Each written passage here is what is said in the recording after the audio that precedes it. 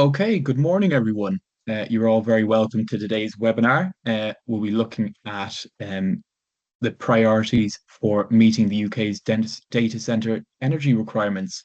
My name's Tiernan Phipps. I'm a conference producer here at Foresight Events. It's my pleasure to welcome you all this morning. I'll be the moderator for today's session as well. So this session is part of our Foresight webinar series, sponsored by the Foresight event that you can see there behind me on my banner. The Foresight event is an all-energy clean tech show taking place next February. It's going to look across the UK's energy mix at what exactly it looks like as we move towards decarbonisation and meeting goals in Clean Power 2030. And other wider policy as well. It's going to be looking at this topic as well as many others. It's going to be incorporating quite a few of our core brands around hydrogen, new nuclear, offshore tech as well, and grid development as well, amongst others. So we're hosting this event today. It's looking at, as I mentioned, data center energy requirements. As we all know, data centers are the backbone of the digital economy that power everything from cloud services to AI and everything in between. And of course, the government has set ambitious targets for compute and digital growth as well, with the establishment of AI growth zones, a target of a 20-fold increase in public compute as well. And I think there's really important questions there to ask about how exactly we meet this demand sustainably, and that's going to be something we're going to be talking about today. The intersection of policy across tech and energy, and how we power these very energy hungry data centers. We've got three great speakers today. John Booth, who is principal consultant at Carbon 3 IT. John is also technical director of the National Data Center Academy as well. John, you're very welcome. We've also got Teodora Kaneva, who is Head of Programme for Smart Infrastructure and Systems at TechUK. And we've also got Paul Stein, who's CEO of Floral Energy. So three great speakers today. We're going to be looking across a number of key issues, challenges, but also opportunities here for data centers as well. I'll begin by inviting each of the speakers to share their perspectives. We're going to give them about 10 minutes to do so before we move on to a wider Q&A session as well. So please do feel free to pop your questions into the Q&A function that you should see at the top of the screen there throughout the conference, as and when they come, or throughout the webinar, sorry, as and when they come to you. We'll bank them for the wider panel session at the end. So with that, I'll leave it there and let the speakers introduce them in a bit more detail. John, I'll ask you to come on first. You're very welcome. I'll hand over to you. Good morning, everybody. My name's John Booth, and as Tiernan said, I'm the principal consultant at the National Data Center Academy, and also have another business which is Carbon 3 IT. We do energy efficiency and sustainability in data centers.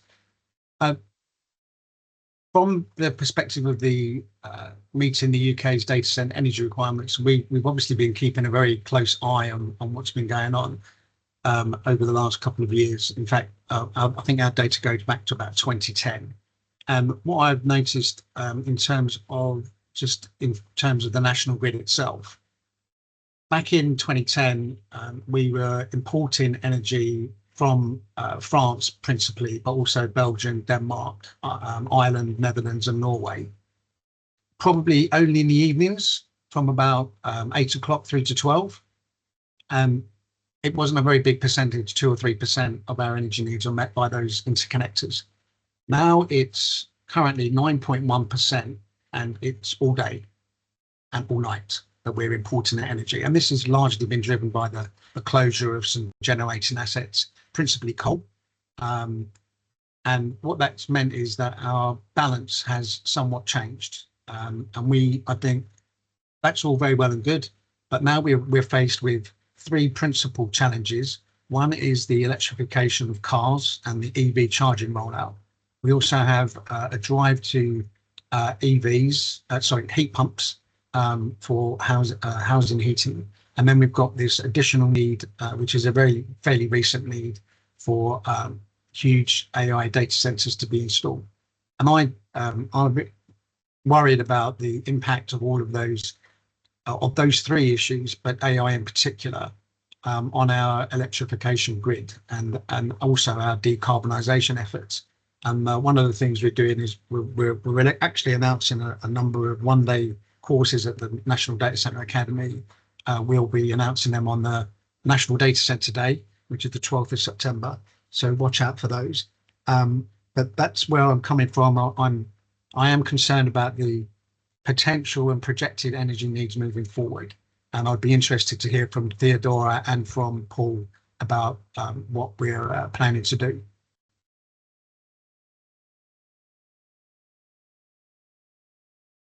John, thank you very much indeed. We'll move swiftly on because I want to leave as much time as possible for the Q&A session. And I will introduce Teodora. Teodora, you're very welcome. Please go ahead. Thank you very much, Tiernan. I just wanted to share a little slide. I don't know if... Can you just let me know if you can see it? All clear, Teodora, go ahead. Okay, fantastic. So my name is Teodora. I also will try not to speak for too long. My name is Teodora. I lead on TechUK's infrastructure work. TechUK is a trade body that represents the digital tech sector with over 1,100 members at the moment. And we work in various sectors. My primary work focuses on digital adoption across energy and utilities, and with a special focus as well on energy capacity and policy on data center and industrial energy demand requirements. I just wanted to share this slide with you, just because I always find it's easier when people kind of have a look at the data and the figures. We've estimated that the UK's digital economy is valued at around 99 billion gross value added. It employs 1.7 million people, and it's a very thriving sector which underpins artificial intelligence, not only, but also cloud computing and whole set of digital services. Data centers alone generate around 4.7 billion annually, with the potential for additional 44 billion in gross value add between 2025 and 2035. But as we're here to discuss, that growth does have a lot of challenges. So be it the planning system, delays in grid connections, and very comparatively very high energy costs, the highest industrial energy costs in Europe. So we are seeing a disparity between the infrastructure and energy policy and ministerial and ambition in terms of leading on technological advancements, specifically globally being a competitor for artificial intelligence. So really to get there, the UK really needs to better facilitate the construction of digital infrastructure, and that is what underpins all of this technological advancement. And it's not just artificial intelligence, it's also other digital products such as CRM services and cloud computing. In 2023, our members estimated that the wider issue, that the restriction of power and further delays to new power could prevent a further £5.5 billion of investment in data centers alone in the UK, which is associated with career opportunities and research and development and innovations in other sectors such as health, for example. And energy is not only viewed merely as a utility issue anymore, but it is a foundational platform for industrial renewal and productivity. There has been estimations that we are facing a staggering £600 billion in funding gap by 2030 to meet the energy transition goals, and only half of the estimated is required and expected from current investment sources. And policymakers and regulators and investors now acknowledge that without coordinated large-scale investment in grid capacity, storage, low-carbon generation, ambitions for clean growth, risks becoming stranded in a bureaucratic inertia. And the regulatory framework governing energy remains caught between short-term market logic and long-term system planning. And still regulatory barriers exist to prevent investment ahead of need, which is one of the issues why we're not building grid capacity as fast as technology is advancing. Also,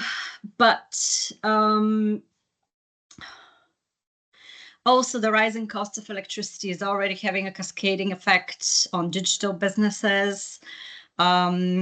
78% of UK enterprise relying on cloud-based services. An increase in energy costs passes down to the supply chain, raising prices for business and consumers alike. And UK British business ends up not only paying for high energy costs themselves, but also they get the trickle down from their suppliers and their host operators as well, which in the end, for having a brand new industrial strategy, we are seeing that British business will end up paying double the costs, which makes operations in the UK a lot more expensive. And we are also seeing that those shortfalls do impact and are dampening innovation. AI applications, which require high-intensity computing environment, are particularly vulnerable. In 2022, we probably represented 1.3% of global compute capacity, with no system in the top 25 of top 500. And by mid-2025, we're notably seeing that Archer 2 at around 75th place, but not in the top tier. Of course, the industrial strategy again has announced quite a big ambition for compute, but this is quite an alarming shortfall of a nation that is aspiring to leading quantum computing, advanced semiconductors, and AI. And I'll just end it there. And there is a lot happening in the sector in terms of energy policy to hopefully help facilitate the growth, but we can cover more of that in the questions. Thank you very much. Thank you, Teodora. Lots of really good figures. I think it shows the those GBA figures show the potential and the good side, but I think it needs to be a real coordinated approach across departments, across DESNES and DCID as well to manage that growth sustainably. So yeah, really interested to get into that in the Q&A session. Paul, I will hand over to you now. Please go ahead. Thank you, Tina, and thanks to John and Teodora for their great opening pitches. And I'll try and link back to some of the things that they've said when I'm talking. So my name is Paul Stein. I set up Floral Energy a year or two back to power data centers, a few other things as well, but largely power data centers. And we're a UK-US company, which gives us a transatlantic perspective on growth in the markets either side of the pond. On the US side, Elon Musk in May said that AI data capacity in the US will face power shortages sometime middle to end of next year, which is likely to be true. But as Teodora said, in the UK, we're facing these already. So we're already heading for, we're not just facing a crisis, we're in a crisis. I'm sure all of you are aware that US data centers now being built in the massive sort of gigawatt class. AIX, that's Elon Musk's own venture, is a 1 gigawatt system, but amazingly Meta's Hyperion is 5 gigawatts, planned to be 23 square miles. That's the size of Manhattan. And to give you a sense of how big 5 gigawatts is, I think John might have mentioned this earlier. Right now, the UK is consuming 33 gigawatts, the whole of the United Kingdom. So this is one data center, about a sixth of the entire consumption of the United Kingdom. AI isn't the only game in town.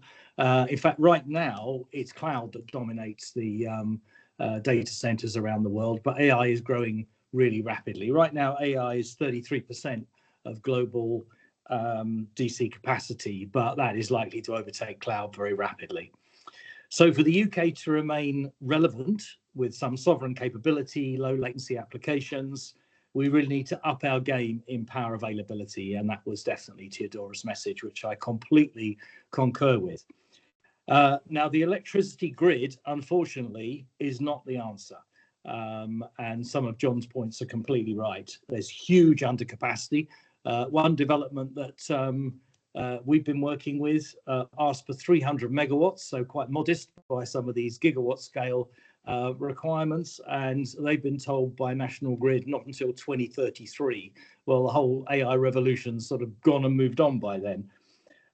John's quite right. The rising needs of transport, like electric vehicles and home heating and heat pumps and all this sort of stuff, is already straining the grid, which we need about double capacity between now and 2050 to deal with the non-digital requirements of the grid. So we really can't turn to the grid. Pure intermittents just don't work with data centers because you need the continuous energy, and energy storage costs are still very stubbornly high. In the medium to long term, I'm a great advocate of low-cost nuclear. I worked at Rolls-Royce and in fact span out the small modular reactor program from Rolls-Royce. And there are some great designs, viable designs from Rolls-Royce and others. But I'm the first to admit that these will not be available in quantity, probably until the end of next decade. These are pretty massive undertakings, and to build the supply chains for them is going to take time. But in my opinion, that is the medium to long-term answer. And combined cycle gas turbines are not really the answer either for powering data centers, largely because they just don't work very well at part power.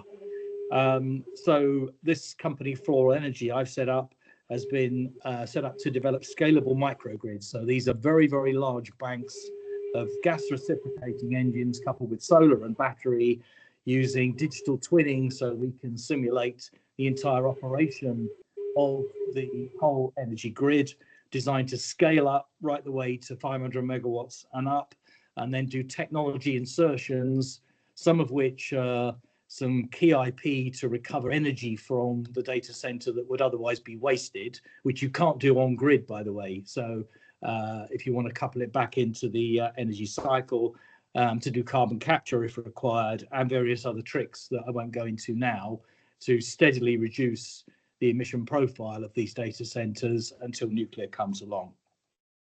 Now, in my opinion, and just to stimulate some debate, the UK needs to deal with at least 5 issues if it wants to remain relevant in AI. And these are all sort of skewed, of course, towards the energy centre. And the first is really to support our domestic energy industry, because in fact the world has started to turn selfish with energy shortages, meaning many nations are now starting to restrict exports of key energy products because they recognise this massive need to consume energy. Energy is becoming an issue of national security. We talk about energy sovereignty as a big issue these days. The second, and I think Teodora just talked about this earlier, planning permission is just too slow. The whole process, the number of bodies able to do judicial reviews, it just gets in the way. It's just not at the pace of life in digital world. It's at the pace of life of a bygone era. And similarly, our third point, emission regulations and even nuclear regulation is all suited to an era that has gone by, and there needs some urgent reform and change if we're to keep relevant in the AI race.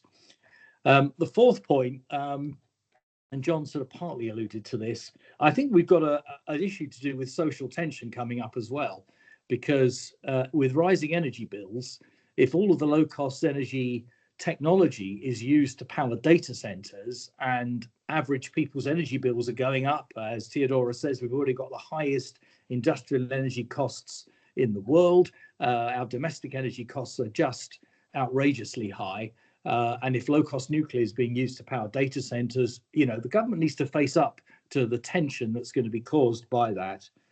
And my fifth point is, can we please get some more science behind where the low power technology might emerge from to do AI with far lower levels of power, new semiconductor technology, new materials, whatever it takes. I don't want to speculate on this call. But new semiconductor architectures in particular that might be instruction set compatible with the NVIDIA chipsets, but which can operate at much, much lower power. I think the world of academia and industry needs to wake up to those. So unless we do some of these things, we're going to fall down at the relevance in AI, and that's going to hit fintech, education, just about everything we do. Even film production, a great industry in the UK, is now increasingly turning to generative AI to produce content. So, Tiernan, can I hand back to you? You can indeed, Paul, and thank you very much for that. Three really good perspectives are there that I think will stimulate quite a bit of discussion. And thank you very much for it. I will hand over now to the Q&A session. Please do feel free to pop your questions and comments in there. I can see a few loaded up already. I'm just going to take chair's prerogative first of all and ask one myself. I suppose. So we know that AI is here to stay, right? It's being incorporated into every sector that we see, whether it's education or healthcare or even the energy sector itself. It's here to stay, and Paul, it's really interesting to hear that microgrids perspective as a potential solution. But I'm wondering, do the panel have any thoughts on what are the key things that we should be doing now to kind of make ground on, are those planning issues or those grid issues or kind of how do we make sure that we keep AI here in this country, and being developed here and not offshore because of our high energy prices? Paul. So just to be supportive of the government, they're doing a couple of things. So there's a nuclear deregulation task force that's been kicked off and has already announced some of its findings, and that sort of offers the option of speeding towards nuclear solutions slightly faster. And in the US, you will probably be aware that one of President Trump's directives was to shorten the nuclear regulation cycle to 18 months. The second thing the UK's done that's definitely worth developing is the idea of using freeport zones to somewhat detach some areas of the UK from traditional planning consent order processes. And the UK needs to do a lot more of that to create ring-fenced areas that can be fast-tracked. And so there's a couple of things that are actually being done now, and more like that, please. Thanks, Paul. John, I saw you had your hand up there. Did you want to come in on any of that? You're just on mute there. Yes, I completely agree with what Paul's just said there. We did put a proposal, not a proposal, we suggested informally to representatives of government that perhaps there should be areas designated that did have access to renewable energy power, that were on had fibre routes into them and were close to a suitable town that would have an engineering college that could be used for training purposes. And that we've kind of seen with the call for AI growth zones. And I think it was quite interesting that when that call went out in February this year, over 200 regional and local authorities applied to become an AI growth zone. But there were some minimum requirements, and one of the minimum requirements was 500 megawatts of power and 100 hectares of land. And I know that somebody that is going through those at the moment, and at the moment there's probably likely to be, I think there's going to be about 8, but only one has been announced officially. There has been a lot of press speculation about where these other ones should be. And what we really need is a simplified planning zone for those clusters, which will attract people that want to build AI data centers in those locations. At the moment, it's a bit of a wild west out there. There is a lot of speculation from developers that feel they've got suitable land, and they haven't really done their homework. And this has come up with approximately, there has been, right, let me go back a bit. At the moment, UK data center capacity is around about 1.8 to 2 gigawatts, and that's spread all over the country. And they are traditional legacy data centers located primarily in London, but also in Manchester and in most regional towns. There will be at least one data center. There are 200 to about 300 megawatts of data centers absolutely under construction right now. There are 2 gigawatts of projects that are in, or what we class as shovel ready. So they're ready to go. They have planning permission. They have an electrical connection offer from the national grid, and they have the finance to do it. And then there's a further probably 3.5 gigawatts, leading to a total of around 7.5 gigawatts in total. But those 3.5 gigawatts are what we know as early stage IT.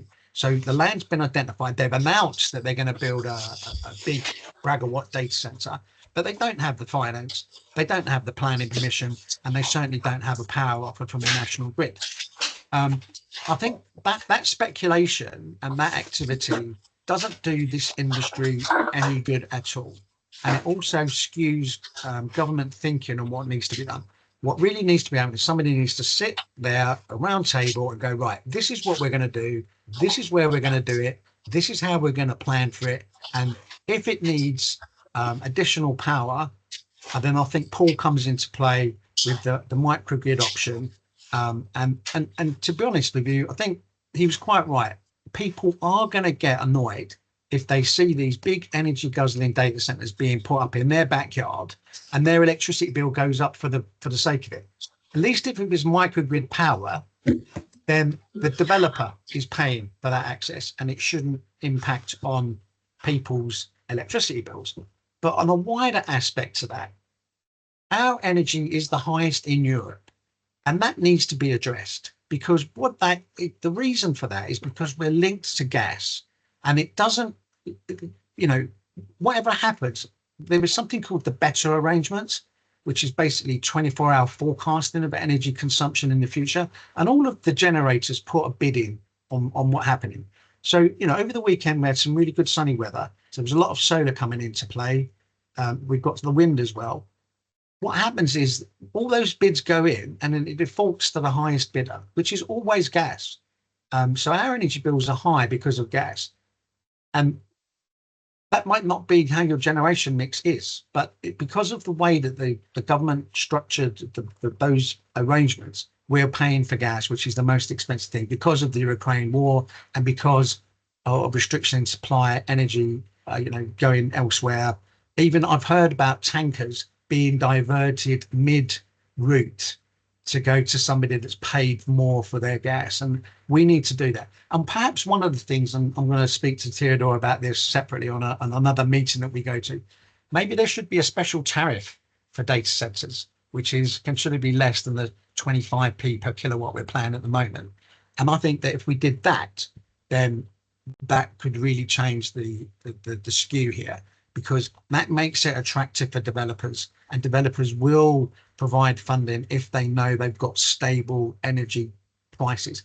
And I know this works because I've done a lot of consultancy work elsewhere, and there was one particular country that I went to that had a special rate for IT services companies, and as a result of that special rate, IT service provision on in that particular country boomed. You know, they went from almost nothing to it being 25% of their economy in a very short period of time, because investors knew that the cost was stable, the tariff was low, and they could get on with it. Thanks, Sean. Yeah. Really good points. I just want to bring in Teodora there, if you have anything to elaborate on that.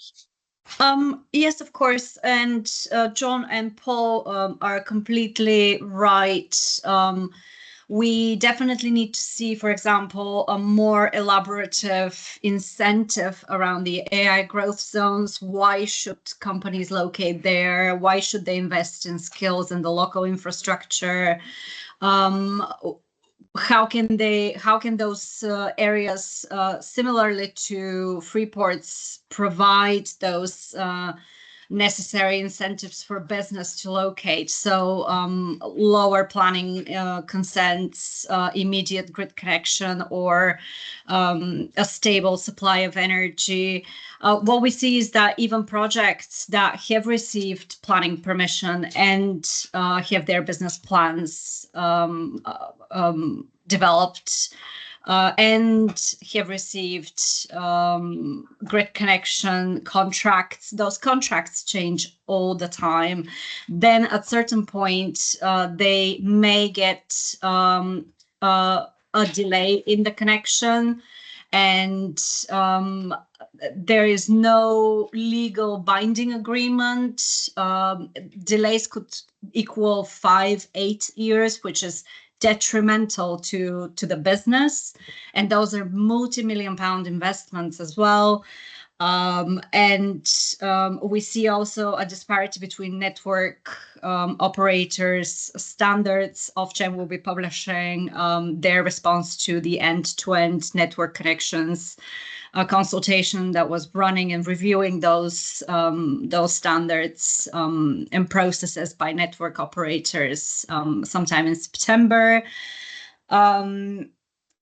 Also, the strategic energy plan is crucially important to take into consideration the full spectrum of the industry. Data centers are a facilitator for a digital economy, and they often get demonized in being power hungry, water hungry. Media loves the pitfalls of the industry being the big tech facilities that nobody wants, but everybody wants to adopt digital services. They're only facilitating us as consumers and businesses adopting digital services. So I think it's a very nuanced industry that still needs to be kind of understood by regulators and government in terms of how it's operated and what needs to be done in terms to be stimulated as well. The strategic spatial energy plan is, as I've said, is crucially important. The regional energy spatial plan by NISO as well. They will be reviewing nationally and regional energy capacity. We really want those strategic documents, including Clean Power 2030, including the grid reform. They're very much focused on supply, and it seems like the energy industry is thinking that if they sort the supply side or the generation side, demand will be fine. But demand needs a special attention. For example, in grid connections, demand is very different to supply. We don't have currently a needed or a readiness categorization, which we're working with Ofgem, NISO, and DESNES to create those requirements. But John is very right. There's a lot of now land grabbing by developers, speculative projects that are hoarding the queue. Network operators are confused which project is viable, which hurts our industry, increases land prices. Again, we're working with government in trying to get those projects off the queue as early as possible, so viable projects can actually be connected in due course. And in terms of pricing mechanisms, now you know that there is a scheme called the Energy Intensive Scheme that supports high energy industrial users. Now data centers are not falling into any of those schemes. They are liable for 100% of energy network policy and distribution costs. Currently, we want to see more locational incentives, so generation being located near consumption. Also, the pricing mechanisms. So John touched upon this. There are many different ways to price and create rebates for energy. The data center industry is a huge investor in renewable energy, and to Paul's point, definitely industrial energy users will be in some way or form blamed for they purchase large-scale power purchase agreements to receive over 25 years of renewable energy. Power, unfortunately, grid constraints are a real issue. Recently, there was a review of the energy market arrangements decisions to create, to contain the wholesale electricity price in the UK and refute zonal pricing. Unfortunately, we really need to see clarity over what that means. What is the strategic direction? What will be the transmission network use of costs? Because those are set to be rising. The recovery costs are set to be rising. So energy prices are just going to be rising, and we still don't have a solution. So just to summarize, questions around AI growth zones and business incentives, questions around energy policy, specifically around pricing mechanisms and grid connection, which is the top two probably barriers. And yes, behind the grid solutions, which need a regulatory and licensing review, would be my kind of summary of this. Thanks, Teodora. Very comprehensive and well received. Let's get into some of these questions now, as there's a few built up. So first question from Kamar Khan. Kamar thinks from CPH2, if I'm right. Kamar asks, as data centers look for more sustainable and resilient energy solutions, what role do you see green hydrogen, particularly hydrogen produced via electrolysis, playing in meeting their energy needs, both for backup power and potentially as part of baseload generation? Now, Paul, I'm interested in your thoughts on this as well, in terms of the microgrid aspect, and as we kind of bridge that gap between, SMR, wide-scale SMR development, is that a solution that you're looking at in the meantime, to power these grids? Yeah, so let's see. I mean, first some positive and then some sort of negative things. In theory, at least, yes, hydrogen makes a good intermediate energy vector. Hydrogen isn't a generator of energy, as we know. It's a way of carrying energy from one place to another. And in fact, if you use a microgrid, you can put a hydrogen lane in. One of the questioners has said, does that mean you have to use fuel cells? And no, actually, you can convert hydrogen into electricity in a reciprocating engine. You can burn it in a conventional reciprocating engine, or you can use a fuel cell. Currently, fuel cells have got a bit of a cost challenge, but perhaps that will change. The issue with hydrogen has been the end-to-end efficiency and the transportation costs. That's been the thing that's scuppered a lot of the economic cases for hydrogen. So it's not the theory, it's the way that at the point of electrolysis, you have to electrolyze, you have to compress, which uses a lot of energy. You then have to transport it, and it's actually not easy to transport compressed hydrogen.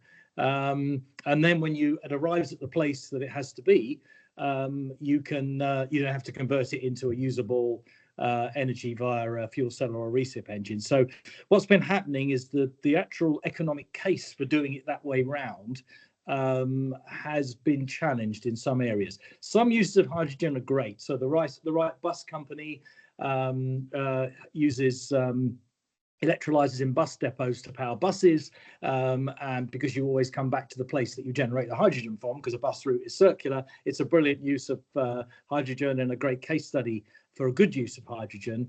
So far in data centers, I haven't seen the economic case really working. The theory's there, but the economics don't work. Thanks, Paul. Having said that, though, Bloom Energy do use fuel cells in some US data centers, but I agree with Paul. There's not many uses of hydrogen in the UK, that's for sure. But that doesn't mean that we shouldn't be considering it. I think, you know, because we've got this opportunity of these AI clusters.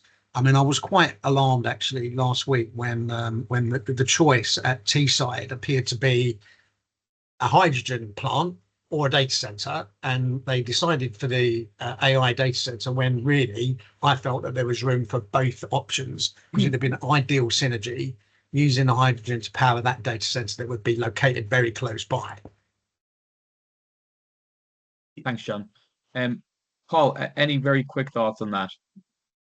No, I mean, we just got to keep pace with the technology. You know, it's right now, you know, the economics are pointing away from it for data centers, but things change.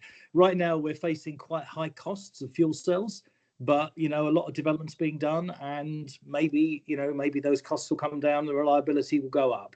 But right now, today, it's looking slightly more challenging compared with other solutions. So we were talking to a local company that is in the fuel cell business, and their thoughts are we can bring down the costs if we start to develop at scale. And you know, I think there's another message in the Q&A section about curtailment stuff, and maybe, you know, using hydrogen or the energy from renewables to electrolyze hydrogen and make it and use it as a battery storage solution type solution is probably a good way to go. But I agree with Paul on this. You know, we have an environment at the moment where we've got people that are very 20th century in their thinking, and everything's been thrown up in the air with the advent of AI, but also new technologies coming online. But also I think there's some vested interest in there, but I don't want to cover that too much. But I genuinely believe that we have all of the solutions to power the UK and power the UK's data centers with this unprecedented growth of like a 5-fold increase in data centers using technology that's already available. All we need to do is to sit down and stitch it all together. And yeah, you know, there was going to be winners and there's going to be losers, but overall the country will win out. And I think one of the other issues that we need to address is, you know, the climate change problem of global warming isn't going away, and we need to deal with it. And we can't just allow huge sites to be put into places without considering those energy efficiency and sustainability aspects. Thanks, John. I think that's a really good point. We'll move on now because there's a few more questions building up. Ranveer Patra asks, is there a large cooling requirement for these data centers? If so, what is the best method to cool them, and how can we do this sustainably? Now, Teodora, I know that the TechUK's report mentioned that I think it was 51% of data centers now implemented waterless cooling systems. Is that a place where we're seeing quite a bit of innovation and advancement around these the cooling infrastructure as well?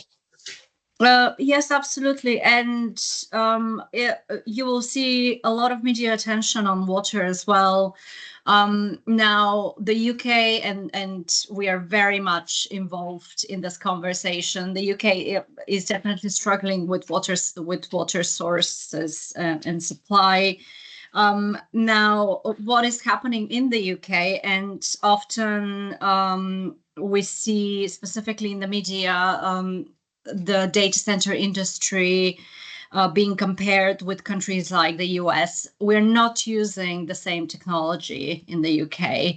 And regulation in the UK is a lot more strict than the US. And I would just stay as far away as possible as comparing the two. A lot of the data centers in the UK use what is called a closed loop system, which which still it uses water, but it's not as nearly as much as other solutions.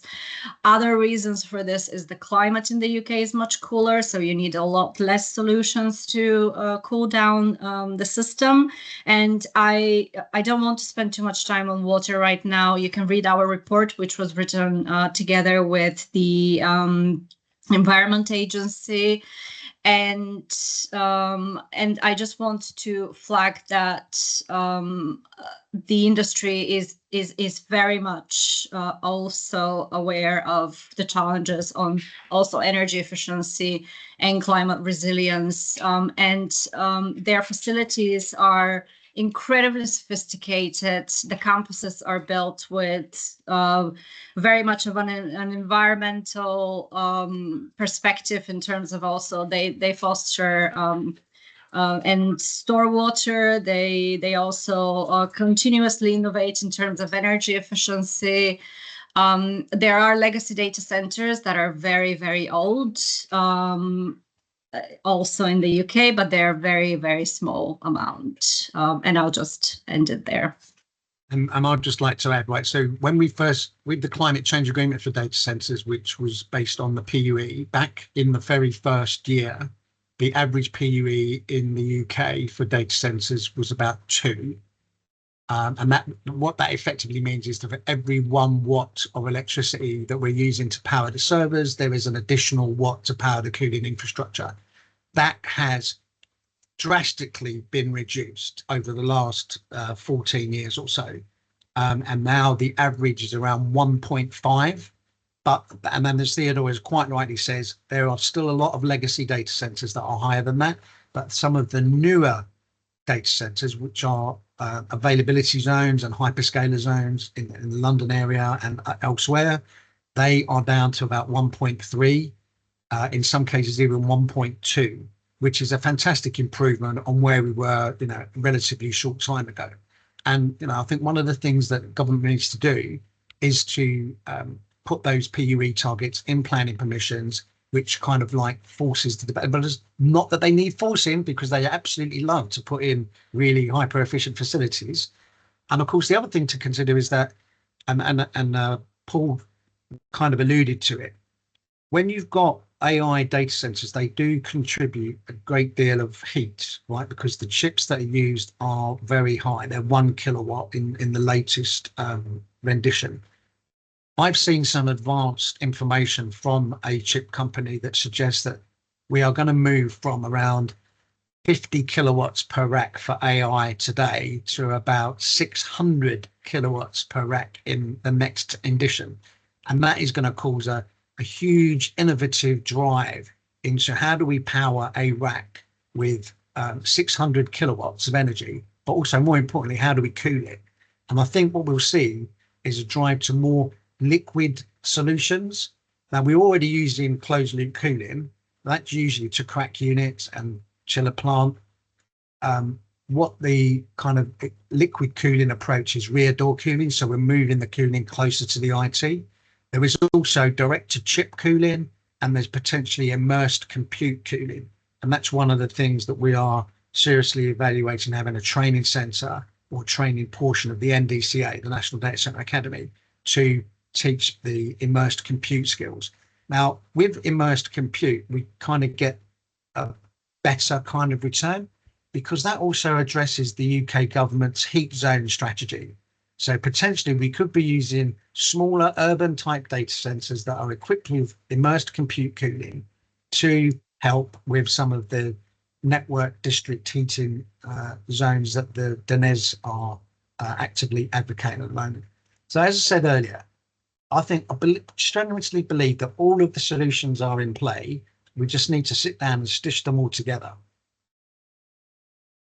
Thanks, Sean. Again, really interesting points there. I'm going to take two questions here in one from Roger Kidd. Roger asks, what part does energy efficiency of existing data centers play in reducing demand by ensuring better utilization, reduced redundancy, etc., and a focus on IT load? Maybe a drop in the ocean compared to AI, but should energy efficiency be regulated? Now, John, am I right in thinking that this is something that's ongoing, and the UK is actually in quite a strong position around energy efficiency innovation around data centers. But an interesting point there from Roger. And then also just one for yourself, Paul. Can Paul expand on his comment about reviewing emissions regulation, please? So two questions there. Well, I'll answer the first one, I think. Right. So, yes, the UK does have the climate change agreement for data centers, which is for commercial operators, and they have a set specific PUE target to meet. And the penalty if they don't meet that target is that they basically pay a kind of de facto carbon taxation on that. And as the sector target has been met all of the target periods. Now, there are individual data centers that don't actually meet that. The problem is that outside of the hyperscaler data centers, obviously one customer, your usual players there, suspects, they are already hyper efficient, right? But when it comes to a legacy co-location retail facility, a lot of the energy efficiency is kind of down to the customers, and the operator of that data center can ask those customers to become more energy efficient, but there is no contractual requirement to do that. And to date, most of the contracts for data centers in terms of co-location are very loose and definitely don't give the operator the ability to get inside somebody else's IT.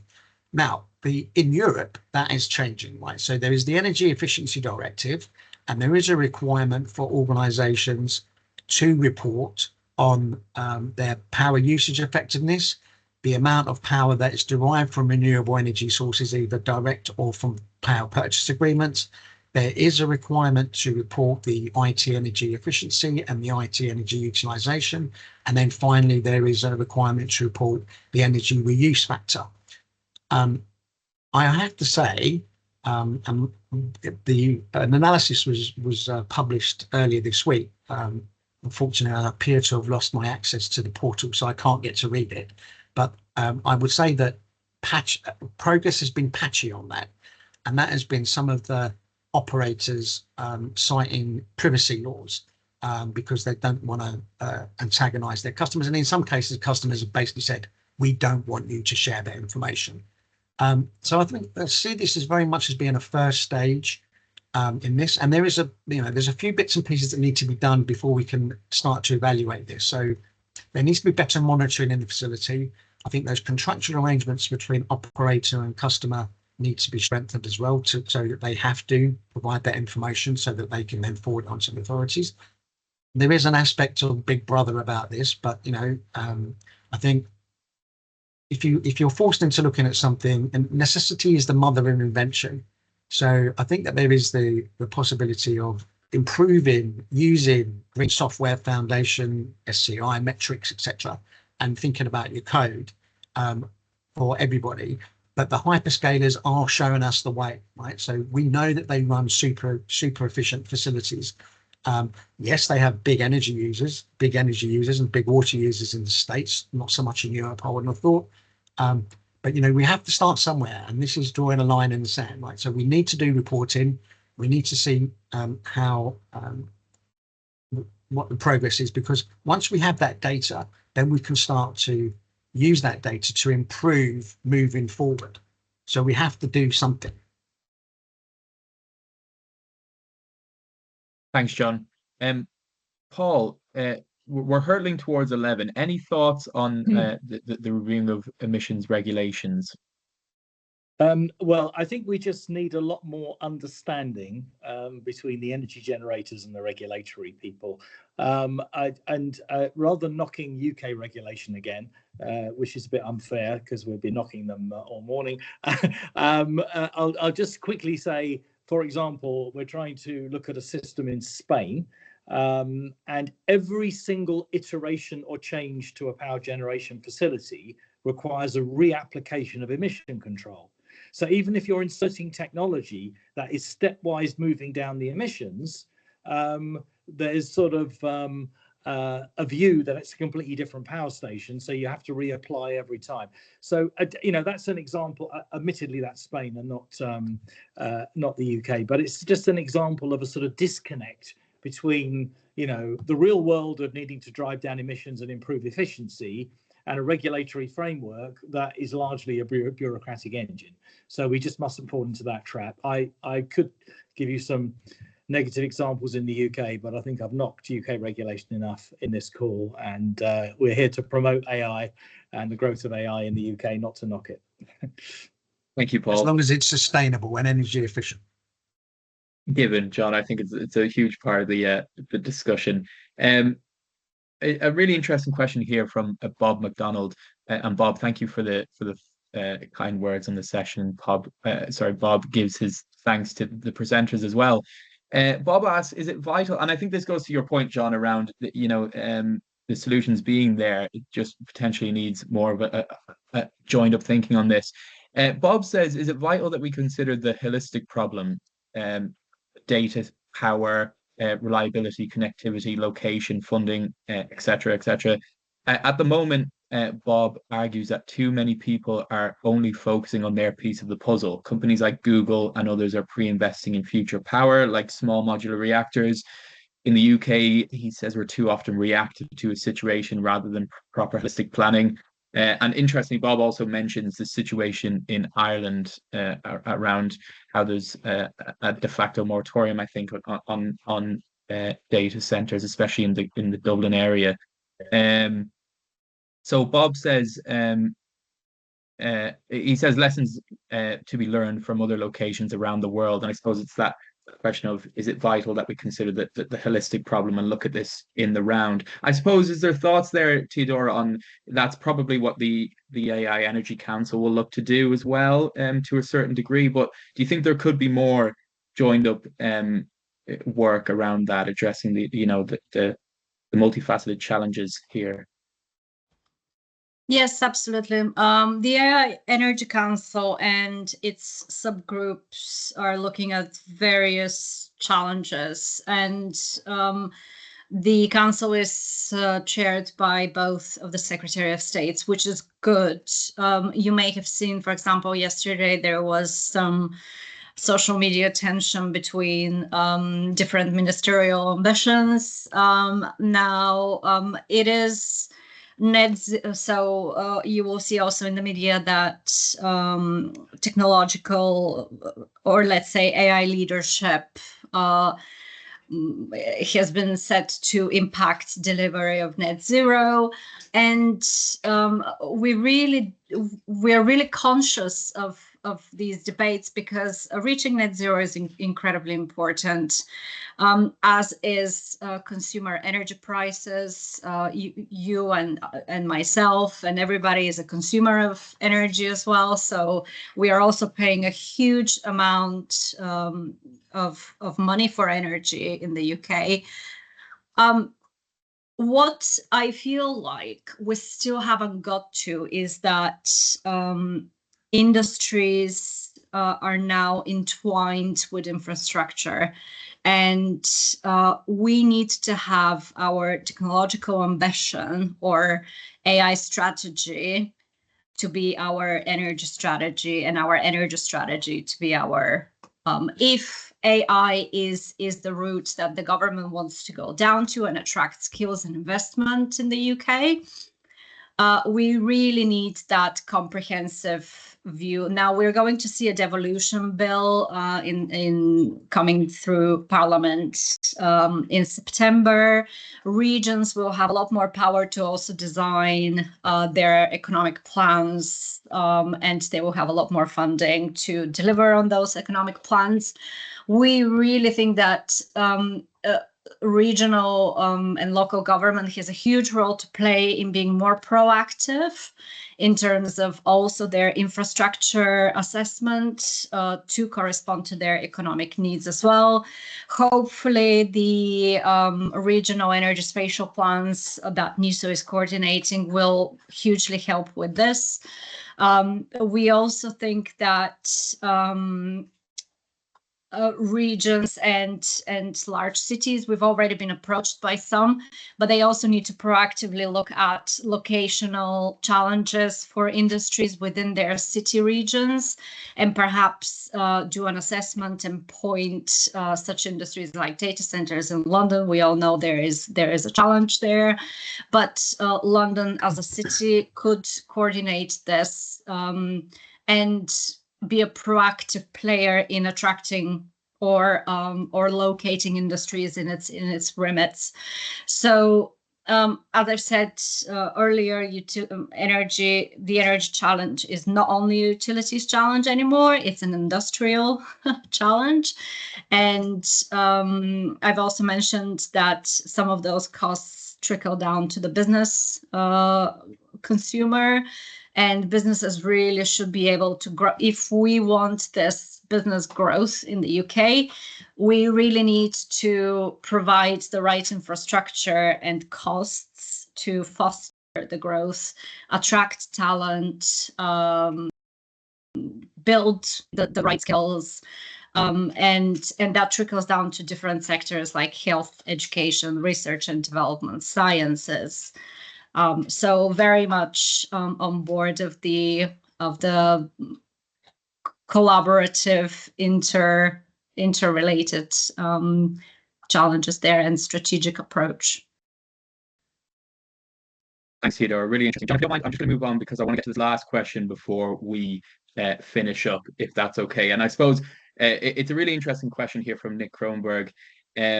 And I think we can use this as kind of an opportunity to champion data centers and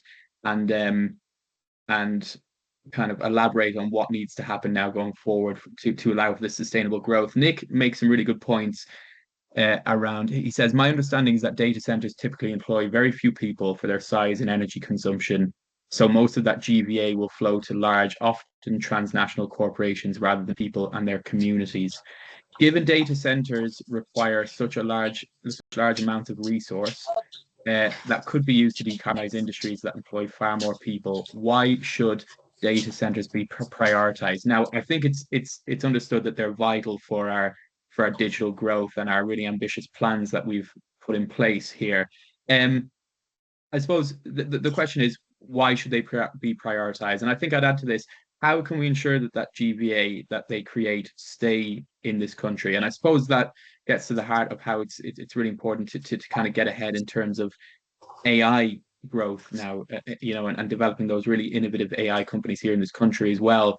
Any thoughts on that to close out? I suppose if we can get a few words from each of our panelists, that'd be great. Paul, we'll start with you. Yeah, well, I mean, it's a good question, but, truthfully, it's not how many people employed at the data center, it's what the data center does for the economy. I mean, the UK has got a fantastic creative industries sector, that is world leading and now hinging on having access to generative AI and data centers. And that's one of the reasons why they're clustered where they are. Fintech industry is absolutely critically dependent on data centers. Education is becoming more and more critically dependent on AI. Sector by sector by sector, we're becoming more and more reliant on these things. So it's a bit like saying the water industry. There's only probably a few hundred people employed in my local pumping station pumping water to me, but we couldn't live without it. So I think we need to think about it more like water than digitization. Thanks, Paul. Teodora, any last words? Yes, absolutely. I think we're getting very much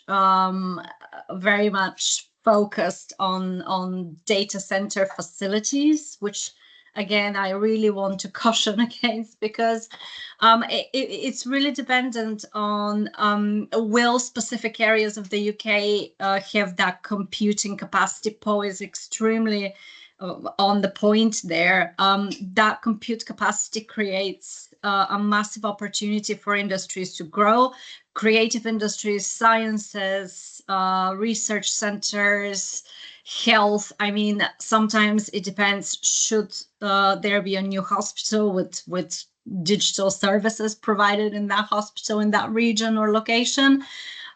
So this is an opportunity creator for businesses and for business growth, which will attract talent. It will upskill people and attract and keep people in those locations as well. So you don't have any export of skills and any skills kind of leakage outside of those locations or outside of the country.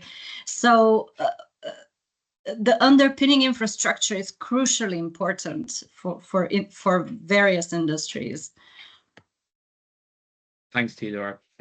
John, closing remarks to you then. Thank you. Like I said before, I think we've got all of the technologies available to power up and expand the data center capacity of the United Kingdom. It just needs to be a bit of joined up thinking there.